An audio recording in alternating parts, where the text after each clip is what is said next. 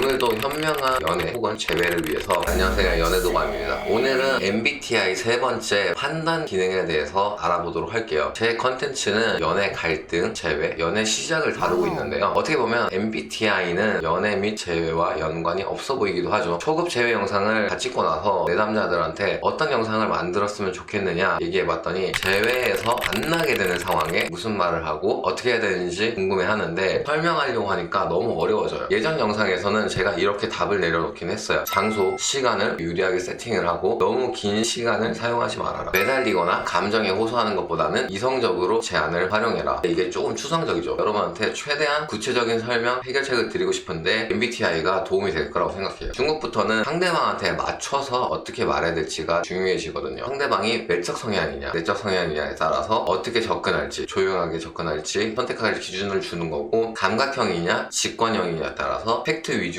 할 것이냐, 또 사고형이냐, 감정형이냐에 따라서 이성적으로 갈지, 논리적으로 갈지, 감정적으로 갈지 전략을 취할 수 있거든요. 전략은 이것 말고도 여러 가지 틀을 쓸 수가 있는데 기본적으로 MBTI가 상대방의 성격을 분석하는데 가장 쉽고 재미있고 설득력 있는 방법의 전략을 만들 수 있어요. 세 번째 판단 기능인 사고형과 감정형에 대해서 얘기해 볼게요. 사고형은 말 그대로 이성적이고 논리적인 사람이에요. 내일 당장 데이트가 있는데 갑자기 회사에 일이 생겼어요. 공적인 일과 개인적인 일이 겹칠 때 공적인 일 먼저 해결하는 사람은 사고형이고요. 개인적인 일 먼저 해결하면 감정형이에요. 연애할 때 엄청나게 큰 문제로 작용될 수 있어요. 갈등이 생기면 아니 지금 어떻게 저렇게 판단할 수 있는 거지 하는 상대방과의 이질감, 사고와 감정 무엇을 우선순위에 두느냐에 따라서 생기는 거거든요. 예를 들어서 부부가 있는데 다음날 갑자기 공적인 일이 잡혀요. 다음날은 가족 행사도 있는 날이고요. 감정형의 사람은 어떻게든 무리를 해서도 가족 행사를 더 중요하게 진행해요. 회사에서 잘리더라도 가족이 중요하니까 회사를 이직하면 되지 라는 마인드고, 사고형의 사람은 가족 행사는 내년에도 할 것이니 이번에는 회사 업무를 봐야겠다라고 판단을 하고 결정을 하죠. 이게 엄청난 갈등을 불러일으킬 수 있는데, 만약에 아내가 감정형이고 남편이 사고형이면 아니 어떻게 1년에 한 번 있는 가족 행사를 상의도 없이 회사 업무로 불참하겠다고 결정을 하고 또 통보를 해버리냐, 이렇게 화를 내게 되면서 싸움이 진행되겠죠. 절대 남편을 이해할 수도 없고요. 사람의 성격 지표에서 세 번째인 판단 기능은 서로가 같을수록 연애에 유리해요. 나머지 외향적인 성향이라던가 인식체계, 결정 기준 같은 거 융합을 할 수도 있고 양보가 가능한데, 이 세 번째 판단 기능만큼은 결혼 생활에서 일치하느냐 아니냐에 따라서 이혼 확률과도 상당한 연관을 띠고 있어요. 연애할 때는 가족이라는 대인관계로 형성되기 이전이니까 이해를 할 수도 있고, 혹은 지나칠 수도 있었던 문제들이 결혼을 하게 되면 가족이라는 관계로 묶이게 되고, 관계의 중요성에 대한 우선 행동 순위가 감정형이냐 사고형이냐에 따라서 달라지거든요. 감정형이냐 사고형이냐 판단하는 건 너무나도 쉬워요. 일 자체, 즉 업무 내용이 더 중요하면 사고형이고요. 일을 어떤 사람과 어떤 환경에서 하느냐가 더 중요하면 감정형이에요. 내가 할 수 있는 일이고 나랑 맞으면 어떤 사람과도 묵묵히 일하는 사람이 있죠. 내 할 일만 하면 된다고 생각하는 사람이죠. 냉철하게 보일 수도 있는데 그냥 우선순위가 다른 거예요. 사고형이고요. 현재보다 조금 더 급여가 높고 환경이 더 쾌적해도 마음에 안 드는 사람이 한 명이라도 있으면 그 일을 못하는 사람이 있어요. 내가 싫어하는 사람이 그 그룹에 있느냐 없느냐부터 알아보는 사람, 감정형이죠. 사고형은 사실과 진실, 원리 원칙, 객관적 판단과 원인 결과를 중요하게 생각하고요. 감정형은 사람과의 관계, 의미와 영향, 사실보다는 진실을 더 중요하게 생각하죠. 우리가 TV를 보다가 소에게 기부를 한다고 할 때도 저 사람을 돕는 게 사회적으로 이롭고 그래야 된다고 판단이 되어서 돕는 게 사고형이고요. 저 사람한테 연민이 가, 돕고 싶어 라는 감정적 동요에 의해서 돕는 건 감정형인데, 만약에 여러분이 사고형인데 감정형을 만난다, 혹은 감정형인데 사고형을 만난다의 경우에 해당되면 상대방과의 가치 기준이 다름을 받아들일수록 현명한 연애가 가능해져요. 대부분 더 좋아하는 쪽이 희생하는 경우가 많은데, 이해를 해서 이해하는 게 아니라 좋아하기 때문에 전적으로 수용하는 건데 이제 나랑 기질이 다르구나 하고 이해할 수 있는 거죠. 연애를 하면서 다름을 인정하기란 너무 어려운 건데, 기질을 알고 다름을 알고 나면 조금 더 받아들이기가 쉬울 거라고 생각해요. 절대 고칠 수는 없어요. 기질은 고쳐지지 않으니까. 오늘도 현명한 연애 혹은 재회를 위해서 여러분과 함께 감정형, 사고형에 대해서 한번 이야기해보았고요. 다음에는 MBTI 마지막 설명을 해보도록 할게요. 오늘도 영상 봐주셔서 감사합니다.